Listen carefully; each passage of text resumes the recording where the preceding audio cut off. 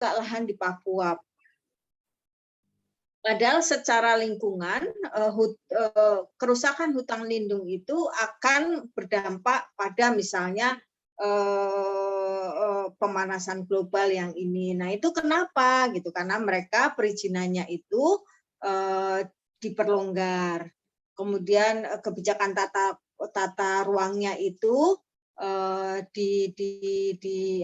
dilanggar hanya demi insentif ekonomi atau keuntungan ekonomi dari kelompok-kelompok tertentu gitu kan. Nah ini kalau kamu mau baca soal ini, kamu bisa baca yang kasus di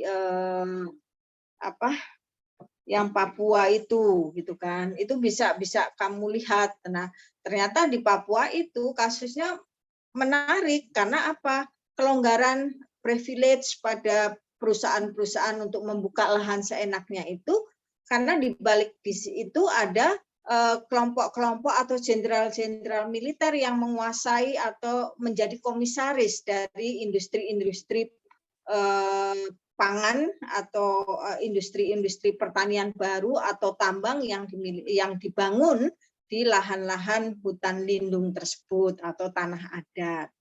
Nah, prosesnya ini yang penting adalah misal rekomendasi yang diberikan itu adalah transparansi dalam kaitannya pemberian kontrak karya pada perusahaan-perusahaan tersebut. Yang kedua adalah law enforcement, ya kan, penegakan hukum atas perampasan atau reclaiming atau apapun dari lahan-lahan adat atau hutan lindung. Itu yang bisa yang saya bayangkan kasus besar ya. Tapi kalau pendaratan dan dari sawah jadi ke darat, aku benar-benar nggak paham. Sorry banget. Oh iya, nggak apa. Siap. Kalau enggak itu menurut saya cenderung ke tata ruang tadi, Mbak. Jadi kebijakan pemerintah daerah yang keterkaitannya dengan tata ruang tadi tuh. Misalkan kan kalau di tempat saya itu memang ada ini ya kayak perdanya ya gitu ya. Jadi ada diatur di perdanya. perda itu. Tapi ada juga tanah yang masih hijau tapi udah sertifikat ya, tanahnya masih hijau kok bisa sertifikat gitu loh, padahal sebenarnya tanah hijau itu kalau sawah boleh dong. Kan itu sudah ini, cuma nanti IMB-nya yang bermasalah. Sawah boleh, tapi kan nanti orang yang punya tanah sawah itu, ini tanah punya saya mau jual, per kapling-kapling. Nantinya yang salah kan itunya. Yang salah mentang-mentang dia punya tanah. Oke, berarti kan itu kembali lagi ke pemerintah desa yang mengizinkan. Kalau mau bangun rumah kan harusnya ada IMB dan lain sebagainya ya. Betul. Nah tentunya, biasanya kalau di IMB itu kan enggak boleh, kalau memang itu lahannya lahan hijau enggak boleh dong untuk pembangunan itu. Betul. Kebanyakan di Tegal rumah itu nggak ada IMB-nya, jadi mereka beli tanah, mereka dibangun tanpa ada IMB gitu. Jadi ya kayak rumah-rumah kampung biasa gitu loh. Makanya begitu nantinya mereka mau mensertifikat tanah itu terbentur di pendaratan itu, karena tanah itu masih hijau, jadi nggak bisa didaratkan, dan akhirnya bertahun-tahun tanah itu ya nggak bisa bersertifikat gitulah akhirnya. Jadi pertanyaannya kan orangnya, jadi kayak orang yang punya tanah itu nggak tahu tentang hukum tapi sok-sokan jual, akhirnya nanti yang kasihan itu orang yang beli gitu. Kasihan itu kan ya. Iya sih, benar. Nah itu yang pengen tak jadi gini ya kan, saya baru nih sedikit ya. Jadi perpindahan status tanah itu tidak clear ya, tidak selesai karena lahan hijau itu ketika dibangun tidak kemudian disertai dengan pemindahan status apa yang kayak gitu-gitu ya. Nah itu dampaknya apa? Dampaknya bahwa tadi persoalan kepengurusan sertifikat yang sulit gitu ya. Kalau mau jual lagi juga sulit, yang kayak gitu-gitu kan. Nah ini kan sebenarnya pentingnya itu adalah konsistensi dari regulasi tentang pertanahan di daerah gitu kan. Nah kamu cek regulasinya itu kayak apa, misalnya harus izin ke desa dulu ya kan, Terus dari situ kalau mau bangun IMB, nah riset kamu itu menunjukkan ini kan harus ada dataset ketika kamu ada data yang sudah kamu miliki ketika kamu membuat policy paper. Policy paper itu tidak bisa didasarkan pada data yang nggak ada gitu ya. Jadi kalau kemudian regulasinya udah oke semuanya, kok bisa?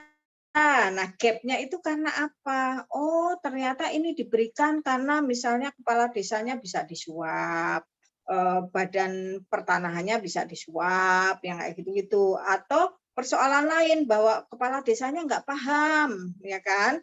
Atau oh ternyata bahwa ini yang ini karena ada mafia tanah di situ, yang kayak gitu-gitu. Jadi kamu bisa harus ada datanya untuk memperkuat argumen kamu. Problem itu dari apa? Itu tidak dicari di riset lagi karena policy paper itu sudah didasarkan atas banyak data dari riset yang sudah riset panjang. Tidak bisa riset sekali, bisa sih gitu ya, bisa sih. Namanya biasanya adalah apa ya? Assessment yang cepat. Saya pernah melakukan itu dengan UNDP yang terkait dengan pilkada langsung sebelum ada pilkada langsung tahun 2000 berapa ya? 2099 atau tahun berapa itu yang zaman Pak Rias Rasid itu tahun berapa? Zaman 99.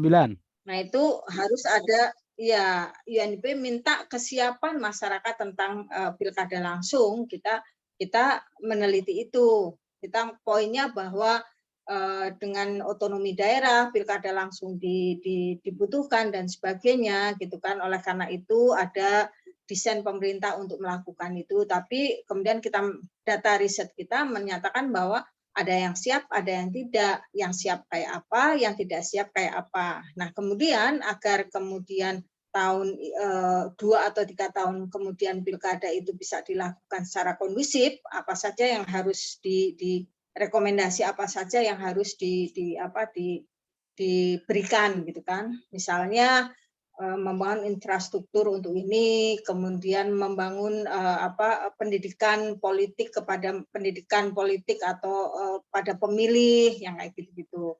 Nah, yang kedua itu yang terkait saya ingat benar 2015 saya dan teman-teman LIPI itu diminta sebelum ada darurat militer di Aceh untuk memberikan rekomendasi apakah darurat militer itu diperlukan atau tidak, kan untuk membangun konflik, untuk menangani konflik di Aceh yang waktu itu terjadi pembunuhan dan sebagainya secara masif ya, konfliknya itu ini. Nah, di situ riset menunjukkan, riset yang kita lakukan bahwa nggak perlu sebenarnya karena itu akan eskalasi konflik itu justru akan naik. Nah, rekomendasinya kayak apa? Menyelesaikan persoalan-persoalan yang menjadi root of the problem atau akar masalah dari Aceh itu apa? Keadilan. Keadilan dari misalnya persoalan ya kalau keadilan itu harus ada KKR, Komisi Rekonsiliasi, kemudian harus ada penegakan hukum terhadap orang-orang yang sudah melakukan pelanggaran HAM berat dan sebagainya. Itu rekomendasi yang kita susun. Gimana? Gambarannya begitu secara ini. Halo. Ya, makasih. Nanti coba Abbas ini lagi ya. Coba bikin mind map-nya dulu, peta problemnya dulu harus ini, datanya harus ada itu. Itu baru bisa membuat policy paper. Kalau nggak ada data, nggak punya data, nggak akan membayangkan apa yang harus dikerjakan untuk menyelesaikan problem dari itu. Policy paper itu kaitannya dengan membuat membuat pilihan strategis terhadap satu kebijakan itu aja. Ya. Kalau luas lahan itu termasuk data juga ya. Maksudnya sawah berapa, bukan sawah berapa, itu juga dimasukkan boleh nggak Bu Yani? Bisa, tapi problemnya yang harus kamu gali itu apa gitu kan. Problemnya ya. Problemnya harus kalau kamu itu tertarik di apa sih ininya studi kamu?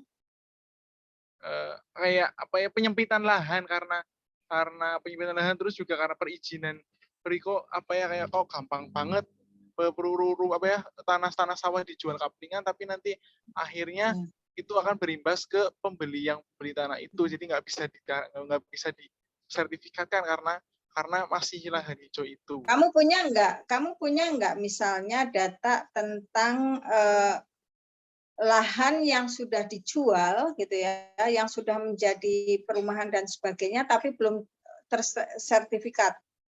Ada data itu? Belum ada, Bu Yan. Nah, itu policy paper nggak bisa didasarkan pada argumentasi yang dibangun itu, problematik yang dibangun itu dasarnya harus data. Kalau saya misalnya intelijen itu terpolitisasi, lihat data LIPI tahun sekian, problemnya apa, lihat data LIPI tahun sekian, kayak gitu-gitu. Oke, berarti harus cari data itu dulu ya, Bu Yanu. Oh iya. Jadi makanya aku meminta pada teman-teman yang akan membuat policy paper itu, yang paling gampang itu rujukan dari riset orang lain, gitu ya. Terus kamu desain menjadi satu policy paper. Itu kan problematikanya kan sudah kelihatan sekali, gitu ya. Misal Eri ngomongin tentang boleh-boleh saja kamu akan tetap ngomongin pemilu serentak, gitu ya. Tapi kamu harus paraphrase sedemikian rupa data LIPI yang aku berikan kayak kemarin gitu kan, kamu harus memodifikasi karena kalau dicek Budi gitu ya, saya sendiri nggak berani apa yang sudah saya bikin saya taruh gitu ya, meskipun itu tulisan saya, itu namanya self plagiarism, tapi harus dimodifikasi sedemikian rupa gitu ya. Kalau bisa kamu fokus pada satu persoalan dalam pemilu serentak itu lebih baik karena akan memperbaiki atau akan apa ya, akan menambah data apa yang sudah dikerjakan oleh LIPI gitu kan di situ. Yang lain? Ada lagi? Ada lagi Mbak Rahmayanti barangkali? Belum ya? Aku sama kayak Mbak Deti tadi. Jadi karena sudah ada di undang-undang mau dikritik kebijakannya sih. Ya, kamu harus bicara dulu dampak dari undang-undang itu apa gitu kan? Anggaran pilkada yang bersumber dari APBD itu, Bu, mau mengkritik itu. Anggaran pilkada yang bersumber dari APBD. Ya, apa yang menjadi persoalan di situ? Kan memang pemerintah meminta itu ya, selain APBN. Iya. Masalahnya lebih ke pemerintah daerah kan tidak sama antara satu sama lain dalam mengeluarkan NTHD-nya itu, ada yang cepat, ada yang lama. Lah kebetulan di tempat saya itu NTHD keluar lama dan dipecah menjadi 2, padahal NTHD harusnya 1. Tapi tempat saya NTHD itu apa? Naskah perjanjian hibah daerah, Bu, untuk mengucurkan dana pilkada itu harus punya itu.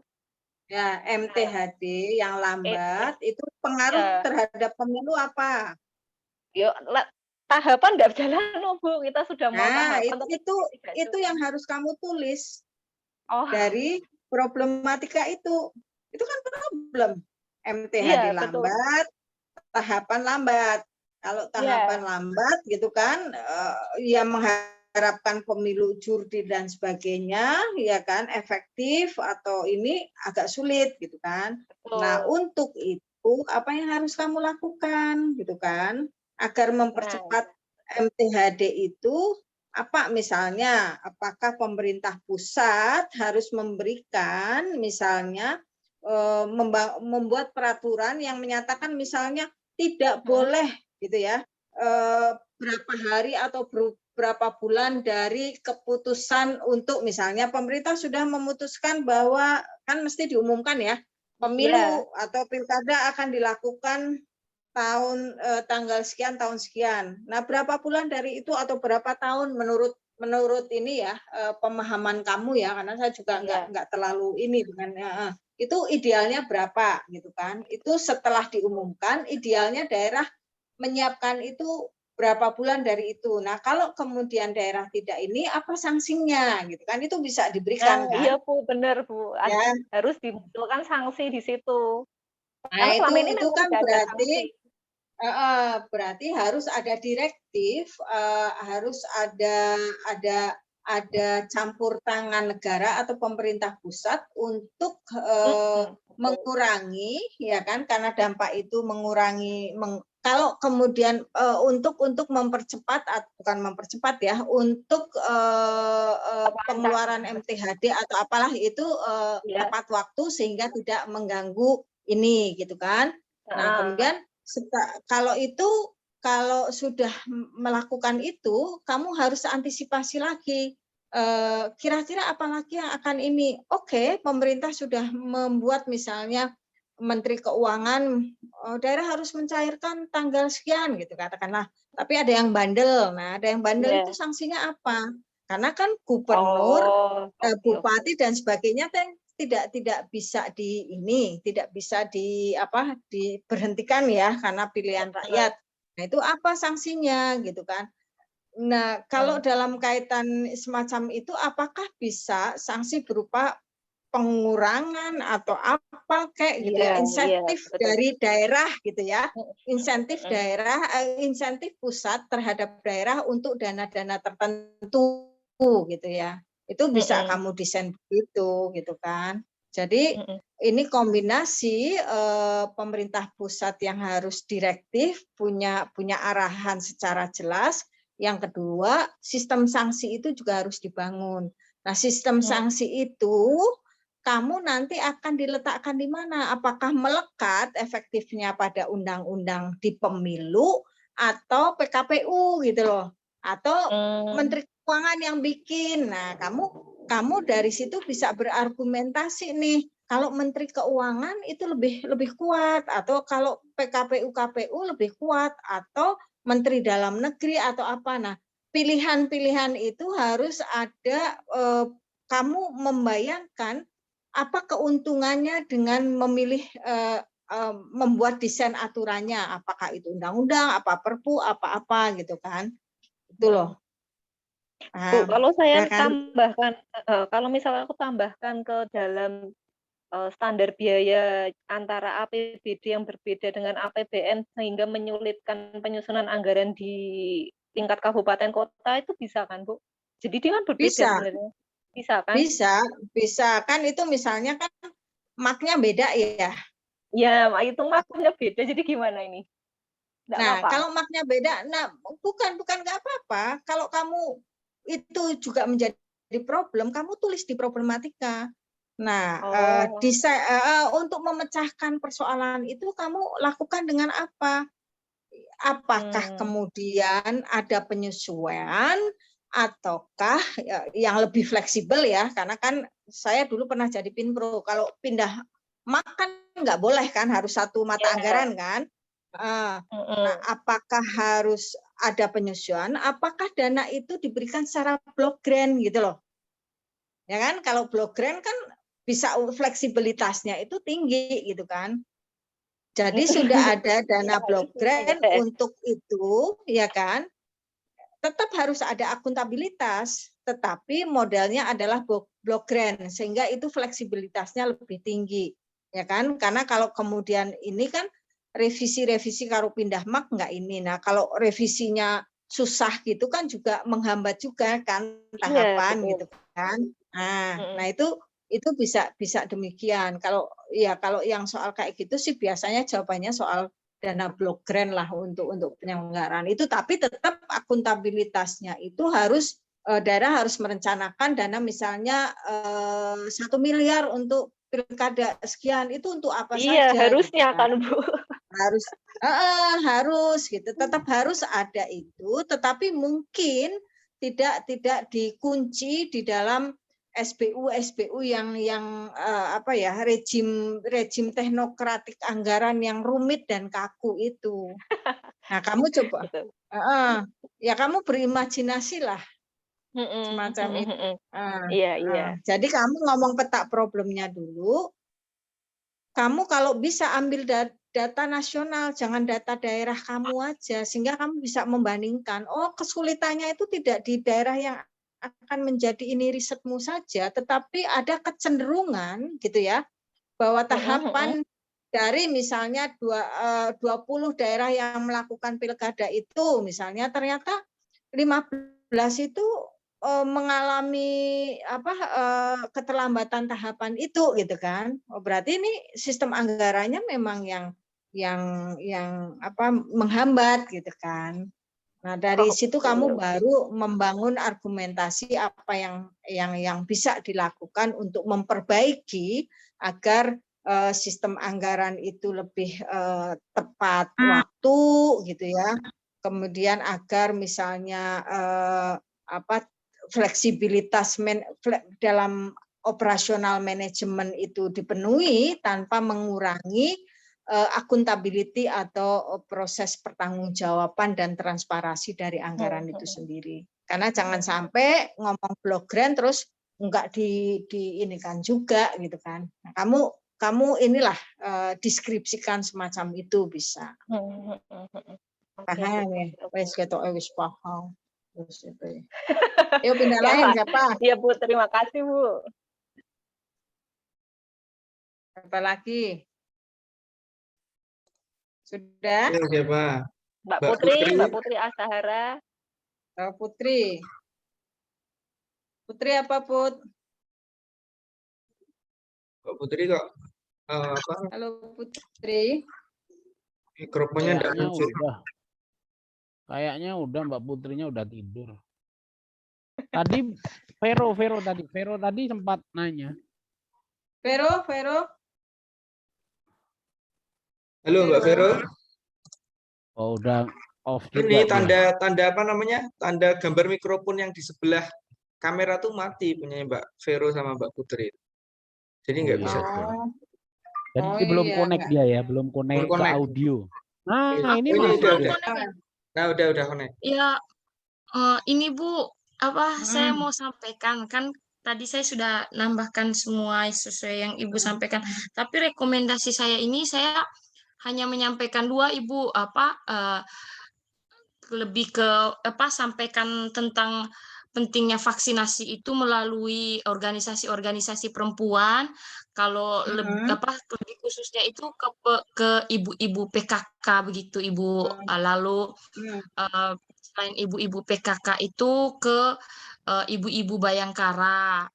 Lalu organisasi-organisasi perempuan yang lain yang bisa untuk menyampaikan tentang vaksinasi COVID-19. Hanya 3 itu Ibu. Maksudnya saya tidak punya rekomendasi untuk jangka pendek, jangka panjang, dan jangka menengahnya. Enggak apa-apa. Jadi gini. Yang penting dalam rekomendasi kamu itu adalah membangun agen sosialisasi dari kelompok perempuan, ya kan? Satu kan? Ya kan? Membangun agen sosialisasi dengan kelompok perempuan. Nanti kamu ini argumentasi bahwa kelompok perempuan itu daya jangkaunya itu luas, ya kan? Dia punya kelompok arisan, kelompok pengajian, dia dharma wanita dan sebagainya, gitu kan? Ya kan? Iya, Ibu. Nah, terus yang kedua, untuk agar dia menjadi agen sosialisasi yang bagus, itu apa yang diperlukan? Pengetahuan yang cukup kan tentang hal yang terkait dengan vaksin dan pandemi gitu kan. Nah, oleh karena itu perlu pelatihan kan, pelatihan kelompok perempuan. Nah, kemudian agar ini kan kalau kemudian agen sosialisasi ini fleksibel bahwa akan efektif gitu ya kalau ini sifatnya voluntary. Jadi gini, kalau digaji itu kan orang punya puskesmas dan sebagainya itu kan sudah untuk mengurangi beban gitu ya, untuk mengurangi mengurangi beban dari beban pembiayaan pada dari tenaga bidang kesehatan ya, itu maka sifatnya voluntary gitu ya. Voluntary ini keuntungannya adalah dia lebih cair ya, tidak harus pada satu orang yang digaji itu saja gitu kan, tapi bisa bergantian. Kamu bisa berimajinasi dengan misalnya menggunakan sistem pergantian atau pergiliran gitu ya. Misalnya melalui karena satu kelurahan misalnya ya, minggu pertama RT siapa yang menjadi setiap bulan itu satu RW gitu ya harus ada pelatihan gitu ya. Ada pelatihan atau sosialisasi tentang vaksinasi begitu, Ibu. Jadi gini, sistemnya itu training for trainer, tahu nggak? Jadi tidak harus pelatihan itu dilakukan oleh terus-terusan oleh puskesmas, itu kan juga biaya ya. Puskesmas memilih itu menjadi trainer gitu kan. Kemudian dia menularkan pengetahuan itu kepada RW, yang kayak gitu-gitu loh. Gunakan daya imajinasi kamu untuk itu. Nah, ya Ibu, sudah Ibu. Saya tadi cuma berpikir karena saya tidak ada rekomendasi untuk jangka panjang, jangka pendek, dan jangka menengahnya, Bu. Makanya saya pikir ini bisa tidak jadi rekomendasinya. Bisa. Nggak perlu harus ya, jangka pendek.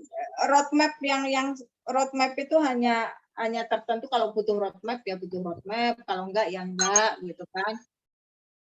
Ya, ada lagi? Oke, baik Ibu. Terima kasih, Bu. Saya nanya Bu Yanu, tapi bukan soal policy ini Bu Yanu, soal ini proposal saya kemarin setelah saya presentasi di depan Bukus. Bukus itu lebih tertarik saya untuk meneliti terkait dengan local leadership. Nah, tetapi di awal di judul presentasi saya itu, waktu presentasi soal proposal tesis, itu saya depannya peran kepala desa. Itu peran kepala desa dengan local leadership kan hampir mirip ya Bu Yanu. Apa gimana tuh pandangannya Bu Yanu? Saya kok agak bingung karena kalau peran kepala desa itu teorinya ada, teori peran. Tapi kalau local leadership saya cari kok tidak ada. Itu bagaimana Bu Yanu? Kalau ngomong local leadership, kamu bicara tentang teori leadership aja dulu. Jangan kemudian lokal itu kan level of analisisnya ya. Jadi ngomong leadership itu kan ada ini nih bentuk-bentuk leadershipnya kan, sumber-sumber dari kepemimpinan itu apa ya kan? Ya. Halo? Iya, sumber-sumber dari kepemimpinan itu kan ada teori kepemimpinan itu ya kan, ada dari keturunan, ada apa dari apa. Nah kemudian baru kamu ngomong di tingkat lokal sumber kepemimpinan itu didasarkan apa, misalnya aspek dari keterkaitan dengan basisnya adalah basis kultural lebih banyak dibandingkan basis yang partai politik gitu kan. Makanya kalau di tingkat lokal seorang kiai atau seorang kepala suku tingkat elektabilitasnya akan lebih tinggi dibandingkan ketua partai gitu kan, ya kan. Jadi basis kultural itu lebih melekat di dalam aspek elektabilitas dari pemimpin lokal. Jadi jangan kemudian kamu nyari lokal leadership, ada sih kalau kamu mau nyari, tak cariin juga. Kadang pada ini sih, ayo pada jangan aku nyariin terus, kapan aku kerjanya? Harus gini, cara nyari misalnya ya. Memang ini adalah kendala itu kadang di bahasa ya. Tapi tetap harus saya juga kadang masih butuh dengan Google Translate gitu ya. Saya satu-satu saya ini kadang kalau bahasanya sulit saya pakai itu gitu kan, tapi kemudian nanti saya baca ulang, oh rasanya ini pengertiannya ditaruh di pengertiannya dulu, oh ini sepengetahuan saya pengertiannya ini gitu kan. Kalau enggak ini ya lihat satu-satu kamus lagi gitu kan, membiasakan itu. Yang kedua adalah menggunakan kata kunci yang tepat ya. Local leadership saya bisa langsung googling itu akan ketemu local leadership gitu ya. Ini di grup ada yang nanya nih Mbak Yanu. Ya, silakan.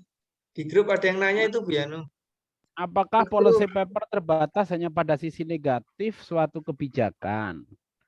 Boleh tidak seumpama menilai sisi positif dari suatu kebijakan?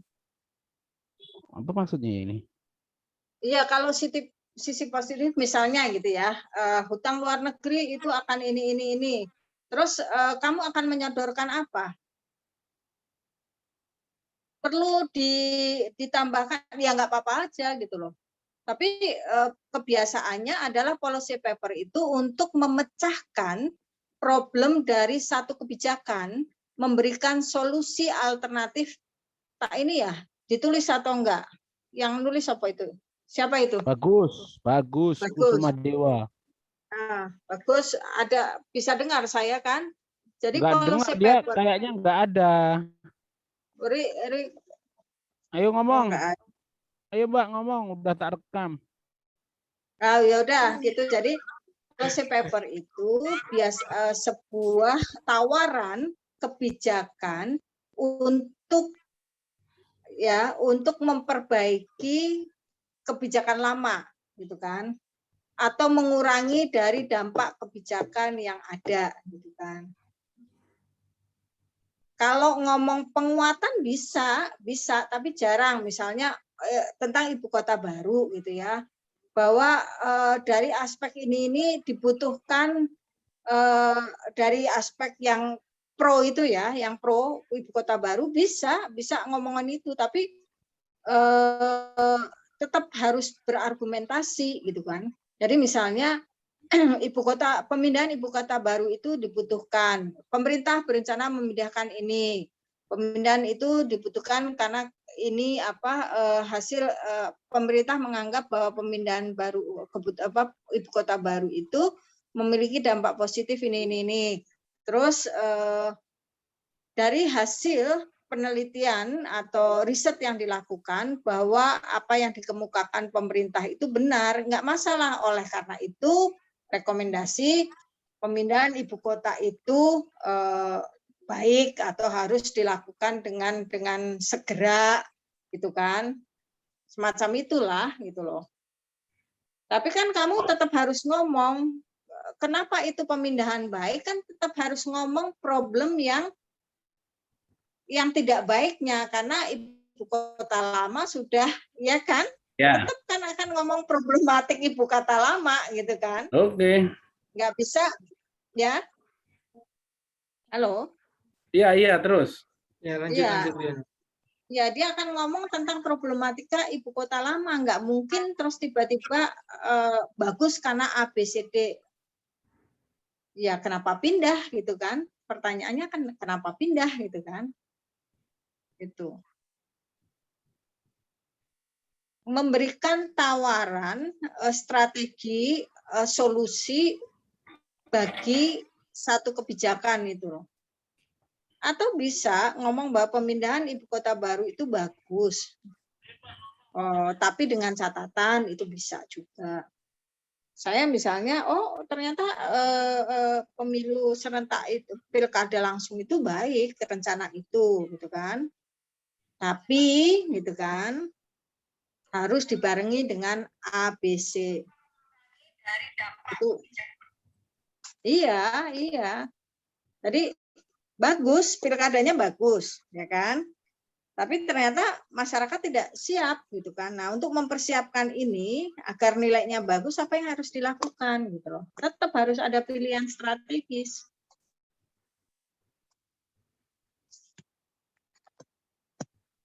Halo? Oke, sementara cukup kalau dari saya. Nanti selebihnya saya kirimkan. Iya ya, cukup. Saya kirimkan tulisan saya di inilah sama Bu Yanu. Corek-corek.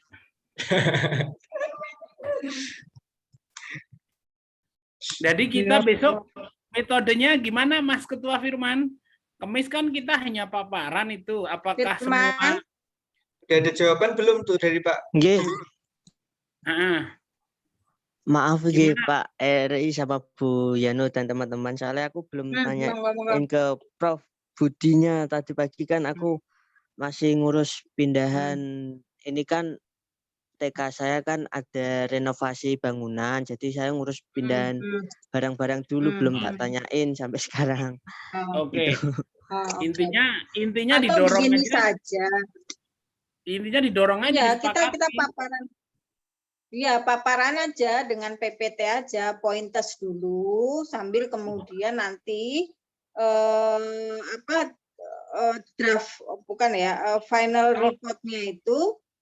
Kalau menurut saya kalau dengan pas PPT submit juga pas keburu, UTS.